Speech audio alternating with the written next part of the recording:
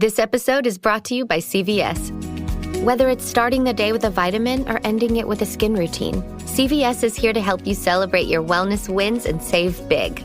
Discover low prices on wellness products from brands like Listerine, ZzzQuil, Nature's Bounty, Colgate, Neutrogena, and Nature Made. Plus, get $10 extra bucks rewards when you spend $30. Celebrate every wellness win with CVS. Visit cvs.com/wellnesswins for details.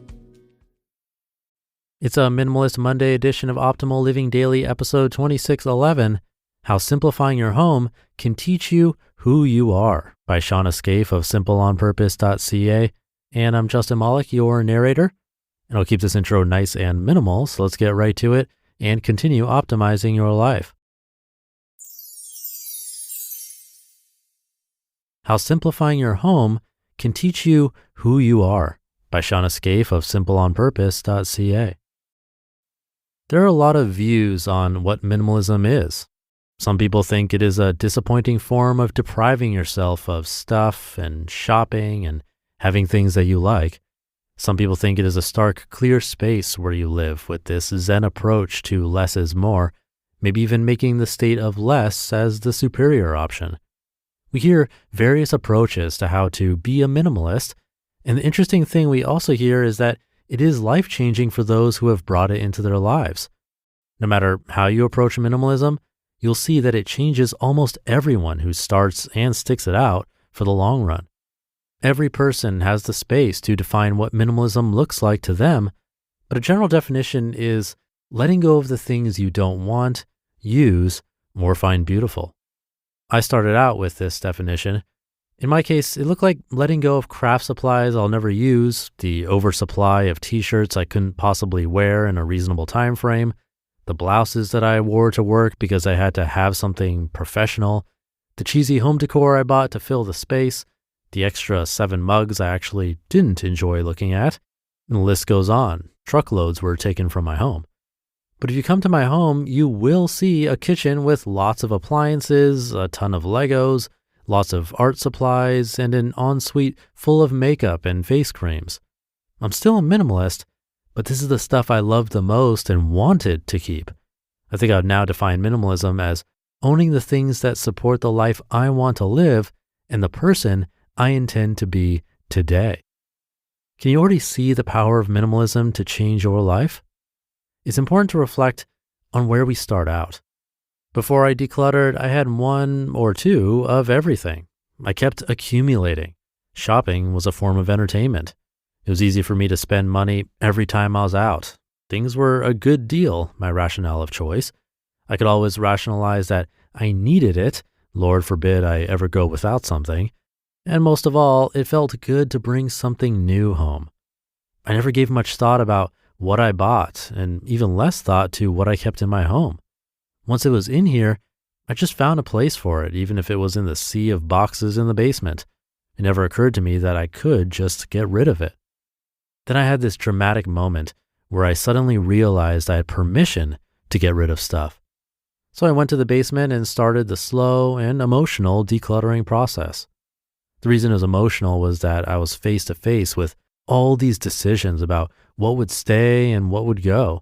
And I was at a loss because I had no darn clue how to decide. I had no clue how to decide because I had muddied the waters of who I was.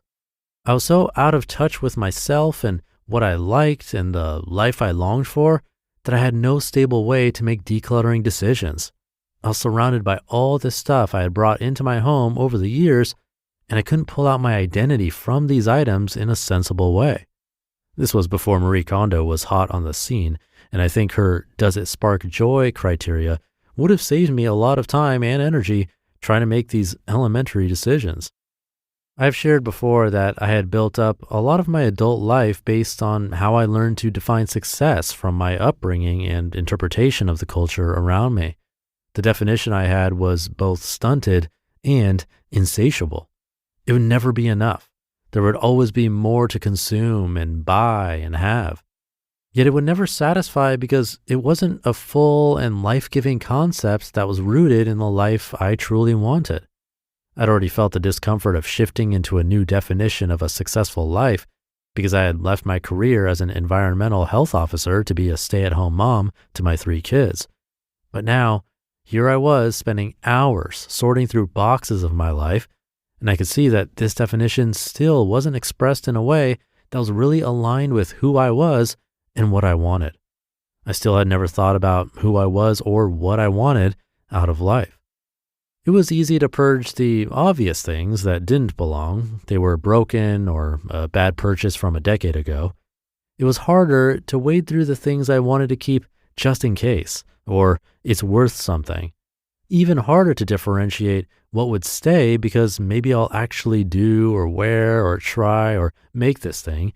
These are the things I've come to call identity clutter.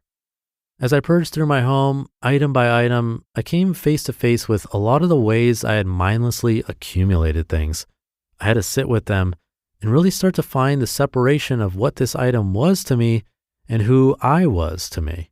I had to start to listen to that deep part of my heart that had been smothered with stuff. I had a cluttered heart, a cluttered mind, and a cluttered home.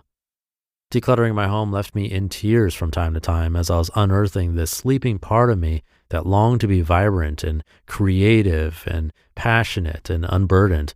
The unearthing was physical and emotional. This is the power of minimalism, learning who you were before you accumulated the supplies for who you thought you should be. It is done by being face to face with the life you have accumulated around yourself and hearing the muffled cries of the person you are underneath all that. Listening close to those heart cries on what stays and letting yourself put the rest of the items in the box and waving goodbye to them from the driveway. If I could sum it all in one sentence, it would be this. You have to simplify in order to learn who you truly are, and you have to learn who you are in order to truly simplify. This is what I've learned from decluttering my home. It sunk deep into me questioning who I am and what I was about. It helped me to put this lens onto the rest of my life too. It helped me to pursue life on purpose. How did I want to live in my space? How did I want to use my time? How did I want to show up for myself? When we commit to minimalism, when we simplify, we remove the distractions and the false identities and are left with ourselves. Minimalism is a tool to bring you even closer to uncovering the life you do want and making space to help you live it. You just listened to the post titled, How Simplifying Your Home Can Teach You Who You Are by Shawna Scafe of simpleonpurpose.ca. Thank you to Shawna. It's a great point that we're all starting from different places, and that's no matter our ages. The youngest person listening to this podcast might have as many possessions as you or me, who knows? And even if you've considered yourself a minimalist for years and you listen to this podcast every day for the last 7 years, decluttering and making progress every day, you're still on a journey from somewhere and still learning. I know I am. It's nice to look back and reflect on both how far we've come in some ways, but maybe how we've stayed the same in others. And there's nothing wrong with that. But hopefully with that reflection, we can figure out where to prioritize our attention. I think that's where I am today, and this article was a good reminder of that, to revisit, look back, and then see where we'd like to have more improvement, because there's always something to improve. A little off the topic of minimalism and this post in some way, but hopefully you'll take the time to reflect with me today. And with that, have a wonderful rest of your day, and I'll see you tomorrow, where your optimal life awaits.